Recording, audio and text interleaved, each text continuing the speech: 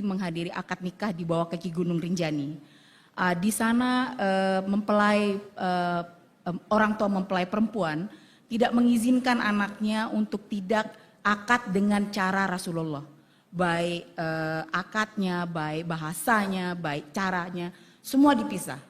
Tapi karena mempelai laki-laki tidak mengerti, akhirnya sampai sore diajarkan, lalu diajarkan dengan baik, akhirnya ditunda karena tidak sesuai dengan tata cara Rasulullah dulu. Itu namanya desanya Sembelia kalau nggak salah. Jadi kami pulang dengan akhirnya batal acara itu. Ini terakhir untuk Gus Baha. Ayah saya 76 tahun Gus, dia penggemar berat Gus Baha juga. Sebaiknya mungkin kalau di YouTube jangan terlalu banyak bahasa Jawa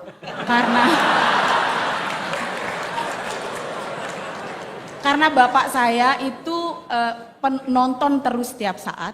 Meski adik saya lulusan Al-Azhar Kairo Mesir, dia juga menerjemahkan apa yang Gus Baha bilang. Tetapi ayah saya bilang kurang lucu dibanding dengan saya. Jadi mungkin sebaiknya dikurangi bahasa Jawanya. Jadi kami yang dari luar Jawa ini, ayah saya terutama bisa ikut ngaji. Bismillahirrahmanirrahim. Tadi siapa? Mbak Esti siapa? Esti Wahyun. Lombok ya? Oh ya. Jadi begini, kalau nikah itu tidak harus memaksakan persis seperti yang dipraktikkan Rasulullah SAW. Itu harus diberi pembelajaran. Dulu itu ada sahabat namanya Abdurrahman bin Auf. Itu lapor ke Nabi ya setelah nikah.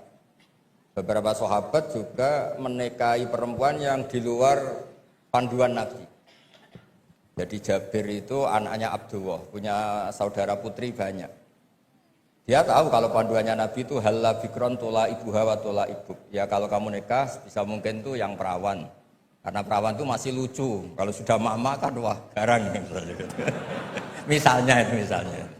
Tula ibuha itu bisa lucu, bisa mula abah. Kalau mama diajak mula abah kan mintanya mahal-mahal. Kalau masih perawan mungkin balon 10.000 sudah cukup itu. Dan Nabi memang ngendikan halla bikron tula ibuha wa tula ibak.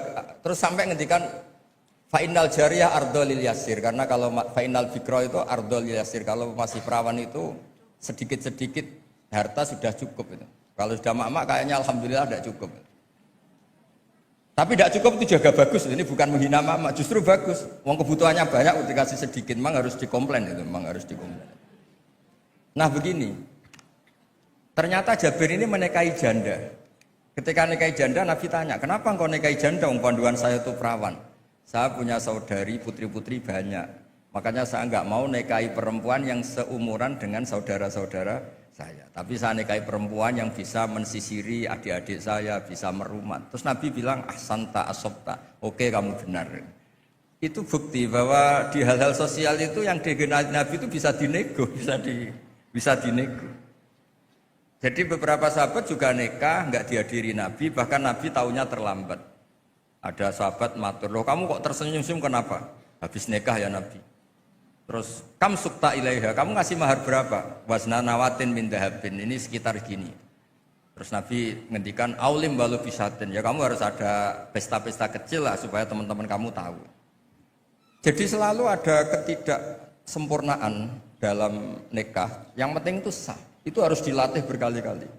Karena kalau nggak dilatih itu dikira syarat-syarat ideal atau kesunatan dikira itu syarat apa? Sah. Misalnya a'linu hadan nikah wadribuhu biduf waf'aluhu fil masjid. Nikah itu harus dimaklumatkan, lakukan di masjid dan pakai terbang. Itu sahabat tahu semua, ulama tahu semua. Beberapa itu tidak syarat sah, tapi cukup sebaiknya begini, sebaiknya gini. Dan itu banyak sahabat yang zaman itu pun nggak nikah di masjid, juga nggak pakai terbang. Nah, itu ranahnya ulama, itu namanya istihad. Orang bisa, kalau dalam bahasa usul fikih namanya tangkihul manat. Apa yang dilakukan Nabi kita seleksi, ini hukum, apa adat, apa kebutuhan, apa kasuistik. Yang dicontohkan Pak Kores tadi, ada orang kasuistik tadi, kayak Abu Sufyan itu rojulun misik, Hindun itu istrinya. Ya Rasulullah, ini Abu Sufyan rojulun misik, ini lelaki ini pikir sekali. Gak pernah nafakoi saya, apa saya boleh mengambil tanpa pamit? Terus Nabi ngendikan, khudi mayak fiki bil ma'ruf. Kamu ngambil saja secukupnya. Nah, kan gak mungkin Nabi mentoleransi ngambil tanpa pamit. Tapi Nabi juga gak mungkin membiarkan seorang istri utang-utang tonggo cara Jawa, nyari-nyari sendiri gara-gara suaminya apa? Kikir. Tapi tetap saja ini dianggap waqi'atu ainin, kasuistik. Kalau bisa ada solusi yang lebih baik, tentu solusi lebih apa? Baik. Nah itu jadi kalau saya mohon, jadi di bab-bab fikih itu tadi nikah zaman Nabi pun beberapa sahabat juga banyak yang nyuwun sewu tidak sesuai arahan Nabi. Tapi arahan ini dari awal memang tidak mengikat, kayak Nabi mengarahkan bikron. Tapi ketika Jabir nikahi janda Saiban, Nabi juga membenarkan. Jadi banyaklah cerita-cerita seperti itu. Ada sahabat yang milih sering sowan Nabi karena cinta, ada yang milih enggak karena takut ganggu Nabi. Makanya ada sahabat ditanya, bagaimana wajah Rasulullah SAW? Dia menangis sekeras-kerasnya. Saya tidak pernah melihat. Loh, Anda kan sahabat sering datang ke masjid Nabi. Haibatan lahu wa ijlatan lahu. Saya melihat beliau itu hormat sekali sehingga saya tidak berani menatap wajah beliau. Ada yang saking senangnya Nabi melihat Nabi terus. Itu kan wilayah-wilayah sosial. Nah, jangan-jangan yang kayak saya Pak Quraisy yang longgar di fikih itu karena nganggep Nabi itu mudah di bab-bab sosial itu mudah. Sampai sahabat itu ada yang nggak pernah tanya Nabi, kenapa kamu tidak tanya? Paling jawabnya if'al wala harat. Jadi maka ada karangan kitab itu if'al wala harat, lakukan tidak ada masalah karena Nabi sering ditanya jawabnya if'al wala harat.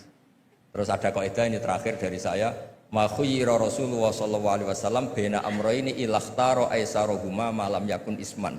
Nabi itu enggak disuruh milih dua hal kecuali milih yang paling mudah asal hal ini tidak maksiat.